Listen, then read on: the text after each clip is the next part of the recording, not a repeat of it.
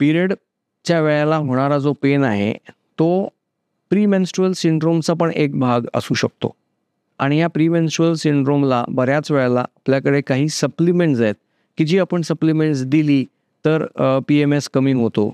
उदाहरणार्थ magnesium supplement आपण दिलं, व्हिटॅमिन डी सप्लिमेंट दिलं किंवा ओमेगा 3 फॅटी ॲसिड्स दिली किंवा GLA सप्लिमेंट्स दिली, तर ह्या सप्लिमेंट्सनी PMSमध्ये असलेलं जे पिरियड पेन आहे ते पेन कमी व्हायला आपल्याला मदत होणार आहे. अर्थात त्याच्याबरोबरीने आपल्याला काही लाईफस्टाईल चेंजेस पण करावे लागतात.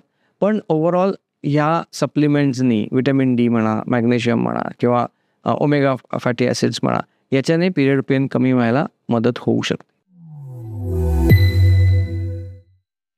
पिरियडच्या वेळेला होणारा जो पेन आहे तो प्रीमेन्स्ट्रुअल सिंड्रोमचा पण एक भाग असू शकतो आणि या प्रीमेन्स्ट्रुअल सिंड्रोमला बऱ्याच वेळेला आपल्याकडे काही सप्लिमेंट्स आहेत की जी आपण सप्लिमेंट्स दिली तर PMS कमी होतो.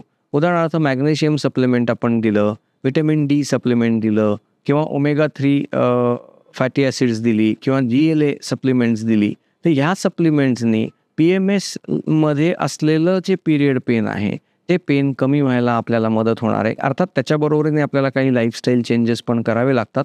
पण ओव्हरऑल ह्या सप्लिमेंट्सनी व्हिटॅमिन डी म्हणा, मॅग्नेशियम म्हणा किंवा ओमेगा फॅटी ॲसिड्स म्हणा, याच्याने पिरियड पेन कमी व्हायला मदत होऊ शकते.